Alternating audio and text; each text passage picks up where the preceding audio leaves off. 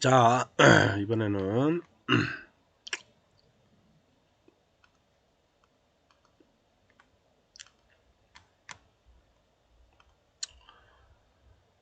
어, 베어링 미끄럼 베어링의 이제 베어링 저널의 기본 설계에 대해서 알아보도록 그렇게 하겠습니다. 우리가 저널이라고 하는 용어를 쓰게 되는데요. 여기서의 저널의 의미는 축의 일부에서 이제 베어링과 접촉하고 있는 부분이 존재할 텐데, 이게 이제 베어링이라고 보면 이 축이고요. 축과 베어링이 서로 접촉하고 있는 부분, 이거를 우리는 이제 저널이다 라고 한다는 거죠. 그래서 레이디얼 저널 베어링에서는 주로 축의 이 끝부분 이 축이 있으면 축의 끝부분에다가 끝부분을 지지하는 끝저널, 이걸 끝저널이라고 합니다. 끝저널. 축의 끝부분에 있는 거 엔드 저널 뭐 이렇게 얘기도 하고요.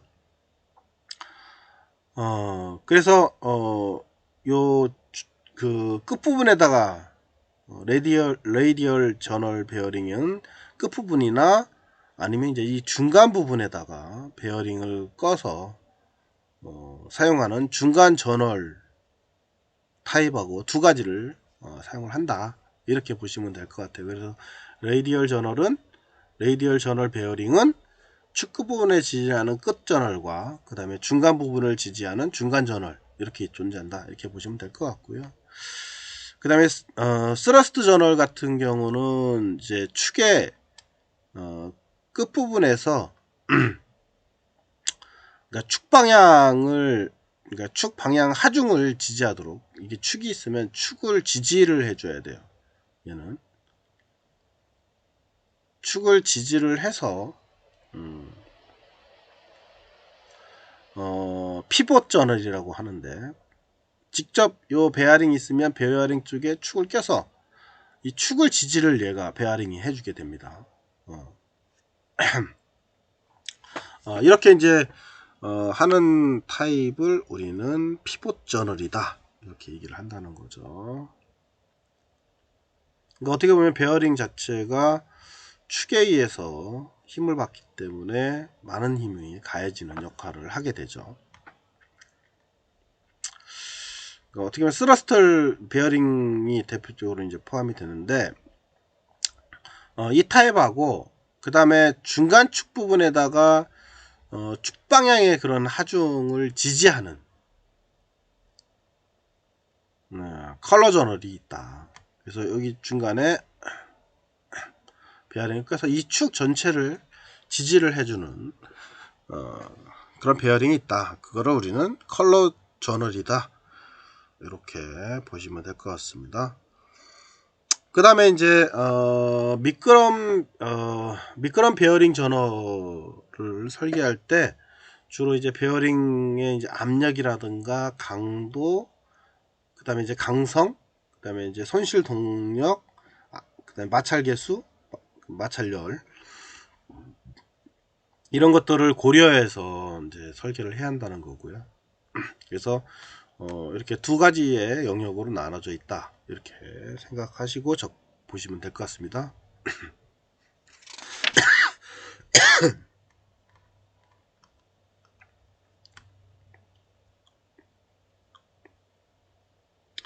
그래서 페이지 256페이지 257페이지에 나와 있고요.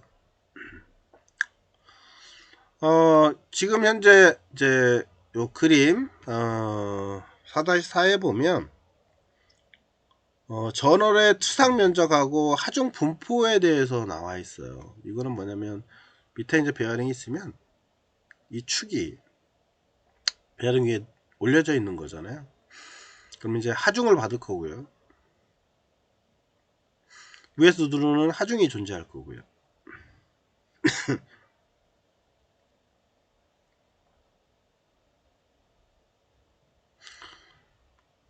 그 다음에 이제 저널 부분이 존재할 거고요.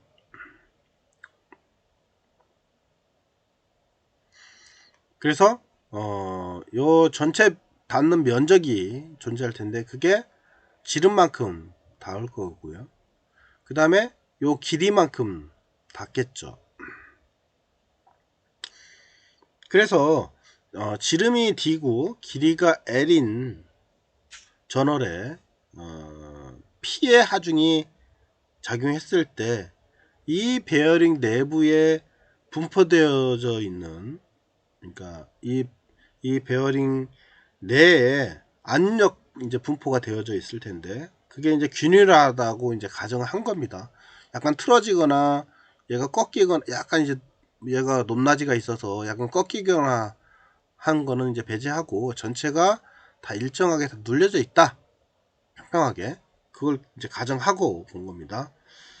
그 균일하다고 하면 하중과 그 다음에 균일 압력하고의 관계식을 보면, 그러니까 이 하중하고 그 다음에 압력이 있을 텐데 그 압력을 우리가 이제 P라고 본 거예요. 그거를 이제 균일 압력이라고 했는데 그 압력과의 관계식은 면적에 반비례하고 그 다음에 하중에 비례한다 라고 하는 거죠. 면적이라고 하는 거는 결국은 요 D라고 하는 거 지름과 길이가 있을 텐데 그 길이의 곱으로 표시가 될 수 있겠죠. 그래서 DL 그 다음에 P 이렇게 표현이 가능할 겁니다. 자, 그렇게 해서 우리가 계산할 수가 있다 라고 하는 거고요. 요거를 우리가 이제 설계에 사용되는 압력을 우리는 이제 허용 베어링 압력이라고 얘기를 하는데 이 허용 베어링 압력은 결국은 같다 라고 하는 거죠. 설계할 때 우리가 설계 시에 사용되는 그런 압력의 기준을 했을 때하고 똑같다라고 하는 거죠. 그래서 요 이제 허용 베어링 압력이라고 하는 거는 결국은 베어링의 재료라든가 아니면은 이제 그 안에 우리가 바르는 윤활유의 종류, 그 다음에 회전 속도, 그 다음에 이제 요거를 어떻게 가공했느냐에 따라서 여러 조건에 따라서 다양한 결과가 나오게 될 거다. 다양한 값이 나올 거다 라고 하는 거죠. 고려할 것들이 여러 가지가 많은 거예요. 기계 같은 경우는 특히. 그래서 요 재료에 허용되는 베어링의 압력이라고 하는 거는, 허용된 베어링의 압력이라고 하는 거는 일반적으로는 거기 표 258페이지에 표 4-6과 같이 재료의 허용 베어링 압력이 규정되어져 있다 라고 하는 겁니다. 그래서 거기 보면 강과 주철, 그 다음에 강과 포금, 포금은 이제 황동이나 청동을 말합니다. 그 다음에 다듬질하여 연마한 강과 청동, 다 틀리죠. 그 다음에 고급 재료를 썼을 때 또 차이, 이렇게 차이가 존재한다 라고 하는 겁니다. 뭐 이거 암기할 것까지는 아니고요. 이런 차이가 있다, 뭐 이 정도까지만 알아놓으면 좋을 것 같습니다.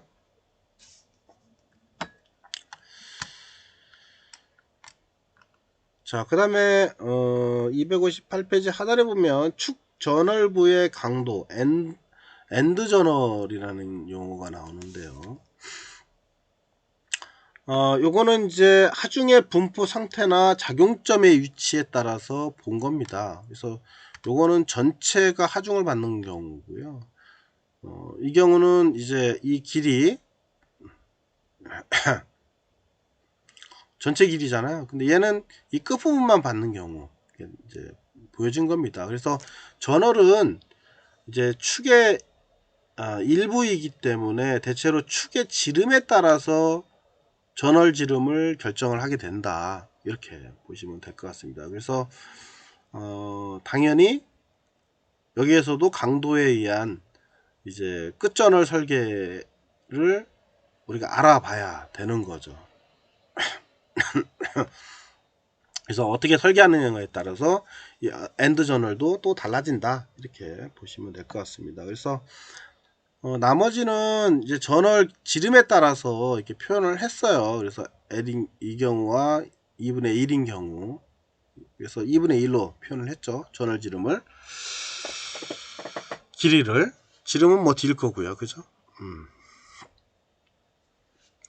그래서 이렇게 계산이 돼서 나왔다, 이렇게 보시면 될 것 같고요. 그 다음에 저널의 치수하고 그 다음에 허용 압력의 관계는 이렇다 라고 하는 거, 이것도 뭐 그냥 참고로 알아놓으세요.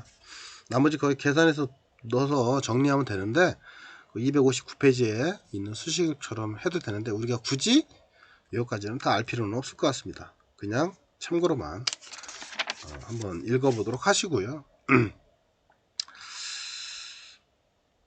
그래서 거기에 그 260페이지에 미끄럼 베어링 설계 자료가 첨부되어져 있으니까 참고로 그거는 확인해 보시면 될 것 같고요. 그 다음에 이제 우리가 마찰열이라고 하는 게 이제 있다. 마찰열 같은 경우는 우리가 마찰 계수가 있고요. 이게 이제 마찰 계수입니다. 마찰 계수가 있고요. 그 다음에 베어링에 가해지는 이제 반경 방향의 하중이 있을 거라는 거죠. 하중. 이게 앞전에 봤었죠. 하중. 그래서 요 베어링에 발생하는 마찰력이라고 하는 거는 결국은 마찰 계수하고 위에서 누르는 하중하고의 곱으로 나타낸다. 그리고 힘이기 때문에, 마찰력이기 때문에 뉴턴으로 표현이 돼 있죠.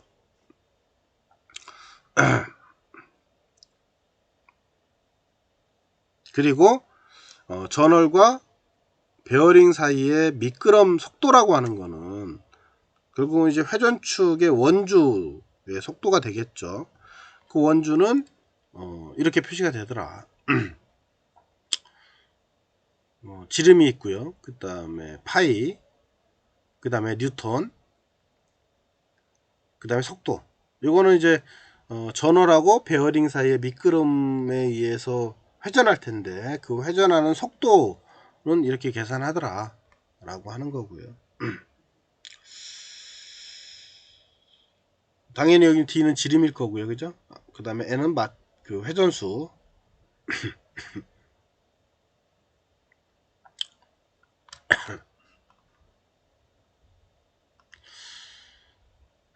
그래서 마찰에 인한 손실 동력은 이렇다. 그래서 단위 시간당 마찰 1을 계산한 겁니다. 그래서 앞전에 수식들을 대입을 시켜서 계산하면 이렇게 쭉쭉 계산돼서 나오는 걸 알 수가 있어요. 그래서 킬로와트, PS로 계산을 해서 마력하고 표현을 해 놓은 거니까 참고로 여러분들이 거기 읽어보시면 될 것 같고요. 뭐 암기할 것까지는 아닌 것 같고요. 요거는 그냥 참고사항으로 보시면 될 것 같습니다. 그리고 시간당 열 방출률, 그러니까 열을 방출한 방출량이 존재할 거고요. 그 다음에 비마찰 작업량이라는 게 존재하고요. 그 다음에 발열 개수가 있다. 이거는 다 참고로만 그냥 보세요. 여기까지 다 할 필요는 없을 것 같습니다. 262페이지 건너가고요. 네, 그래서 우리가 베어링에 대한 일부 내용을 좀 살펴봤고요. 그러니까 베어링은 결국은 우리가 기계에서 상당히 중요한 역할을 한다. 그리고 우리가 기본적으로 알아둬야 할 사항들이 존재한다는 것을 좀 알아두고, 각각의 용어들, 그 다음에 일부 계산하는 거, 이런 것들은 좀 알아놨으면 좋겠다. 복잡한 거는 우리가 전문 기계 쪽은 아니어서 다 깊게는 할 필요는 없지만 일부 우리가 알아둬야 할 내용만 기본적으로 알아놨으면 좋겠다 라고 하는 겁니다. 이 책은 뭐 기계과랑 뭐 여러 사람들이 다 쓸 수 있게 해놓은 거다 보니까 좀 복잡한 내용까지 다 들어가 있습니다. 우리는 굳이 거기까지는 할 필요 없을 것 같고요.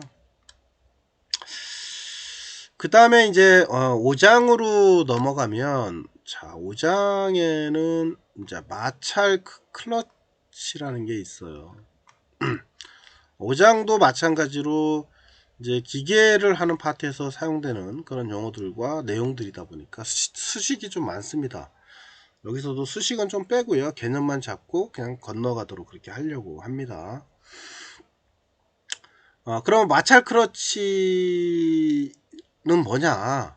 그리고 마찰 클러치의 종류는 뭐가 있느냐? 라고 하는 거죠. 그래서 주로 우리가 운전 중에 수시로 이제 원동축이 있고요. 원축.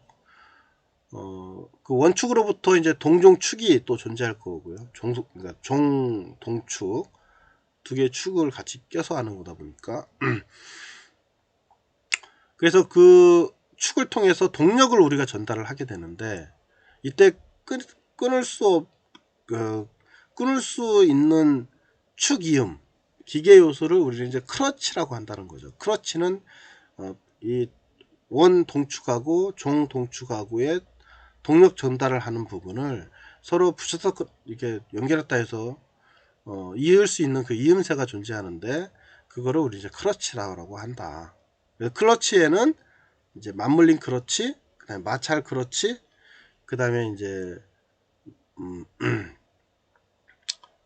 이거 마넥틱이라고 했는데 마그네틱이에요. 이거 마그네틱 클러치, 그다음에 원심 클러치, 그다음에 이제 유체 클러치, 이렇게 이제 존재하더라라고 하는 거예요. 그래서 중간에 동력을 전달하기 위한 클러치가 여러 가지가 있다, 이렇게 이제 보시면 될 것 같고요.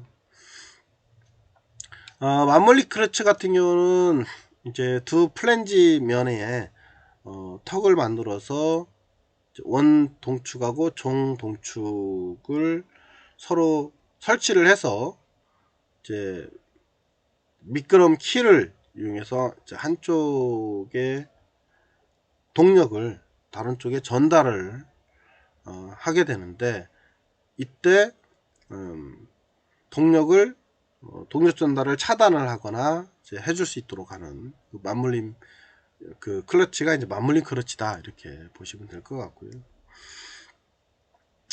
그 다음에 마찰 클러치라고 하는 거는 이제 원 동축하고 종 동축이 붙어 있는 접촉면, 마찰되는 거니까 서로 붙어 있는 거예요. 접촉면으로 해서 서로 강하게 접촉시켜서 발생을 하는 마찰에 의해서 동력을 전달을 하는, 바퀴와 바퀴를 서로 부딪혀서 돌린다, 이렇게 보시면 될 것 같습니다.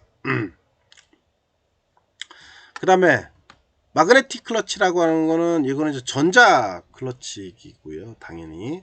그 다음에 마그네틱이니까 안에 코일을 통해서 전자력을 발생을 시켜 가지고 동력을 전달하는 장치라고 보시면 될 것 같아요. 그래서 정기적인 동작에 의해서 쉽게 결합을 시켰다가 분리시켰다가 할 수 있는, 그래서 이런 것들은 주로 최근에 자동화 장치의 축이음에 많이 사용되고 있다 라고 하는 거죠. 편하니까. 그죠? 기계적으로 하는 게 아니고 전자적으로 이음축을 서로 붙였다 뗐다 할 수 있게 되기 때문에 그래요. 그 다음에 이제 원심 클러치라고 하는 게 있는데, 원심 클러치는 원동 축에 이제 클러치 슈가 있어서 어느 특정 속도에 도달해서 클러치 슈가 작동을 해서 그 원심 축에 자동적으로 클러치 슈가 붙어서 접촉을 해서 회전을 전달을 하는, 그러니까 중간 원심 축에 들어가 있다라고 보시면 돼요. 그래서 그 회전하면서 회전축에 같이 붙어서 회전을 하는, 이런 게 이제 원심 클러치다 라고 하는 거고요. 그 다음에 이제 유체 클러치라고 하는 거는 원 동축에 이제 고정된 펌프의 날개나, 그 다음에 이제 종 동축에 고정된 이제 터빈의 날개가 있으면 그 사이에 유체를 가득 채워서 펌프를 돌려서 유체의 흐름을 통해서 터빈을 돌리는, 이게 유체 클러치다. 그러니까 직접 닿는 게 아니고 유체에 의해서 터빈 돌리듯이 돌리는, 이게 이제 유체 크러치다 이렇게 보시면 될 것 같습니다.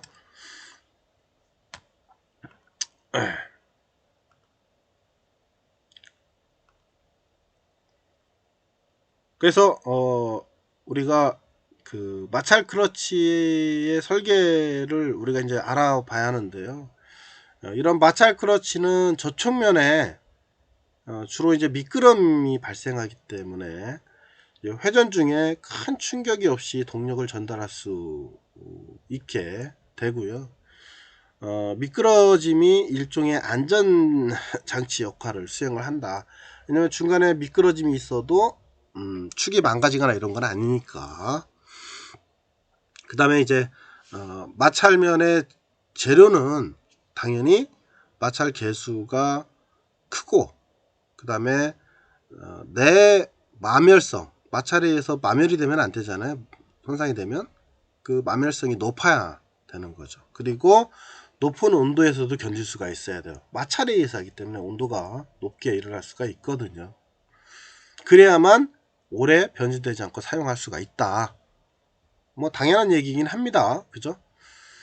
그 다음에 보통 한쪽에서는 이제 금속을, 그 다음에 다른 쪽에서는 금속을 해서 금속과 금속을 할 수도 있고, 그 다음에 금속과 가죽을 할 수도 있고요. 금속과 고무, 그 다음에 금속과 성면, 이런 거에 의해서 마찰의 재료를 붙여서 우리가 사용할 수도 있다. 이렇게 생각하시면 될 것 같습니다. 그래서 요 마찰 개수라고 하는 거는 결국은 거기 우리 그 272페이지에 보면 내용이 나와 있어요. 그래서 표 5-1에 보면 재료에 따라서 마찰 개수가 있고 허용 접촉면 마찰 압력을 표시되어져 있다. 그래서 마찰 개수하고 거기에 건조됐을 때, 그리스를 썼을 때, 윤활유를 썼을 때 다 차이가 있다는 거죠.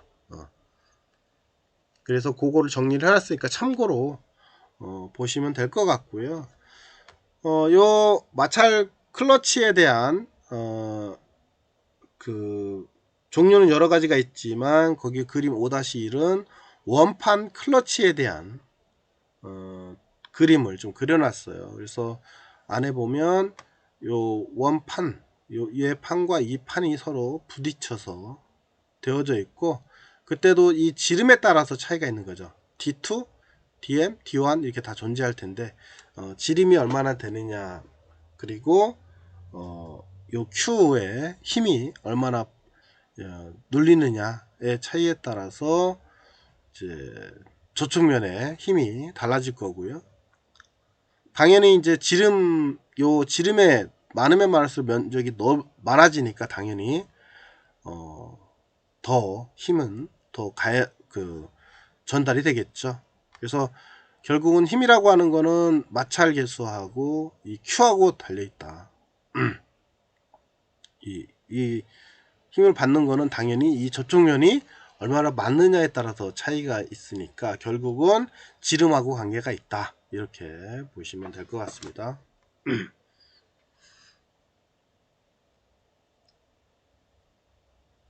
뭐 그런 내용들이 273페이지에 나와 있습니다.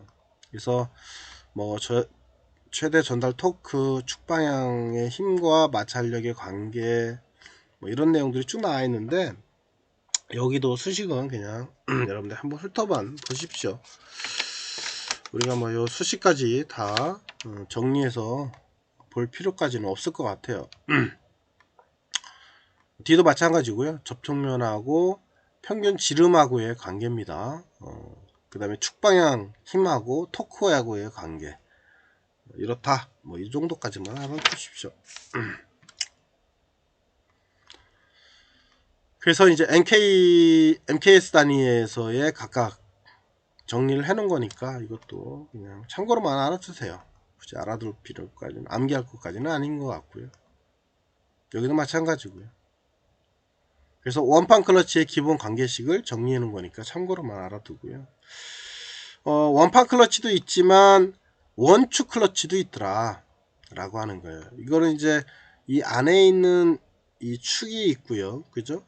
바깥에 있는 축이 있어요. 얘들은 이쪽에 이제 힘이 가해지겠죠. 양쪽 면으로. 그죠? 여기가 이제 경계면으로 해서 대각선 형식으로 해서 힘을 받기 때문에 원추인 경우에 클러치인 경우를 또 예로 보여준 거고요. 이것도 마찬가지로 각각을 계산하는 거는 좀 그렇고요.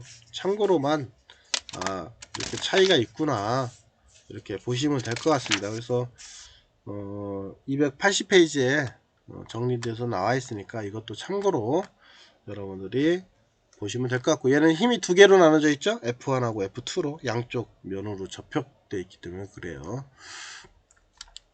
나머지는 뭐 그냥 훑어보면 될 것 같습니다. 얘들은 얘도 MKS 단위계로 표현도 해놨고요. 네. 그래서 원축 클러치의 기본 관계식을 정리를 해놨으니까 참고로 보시면 될 것 같습니다.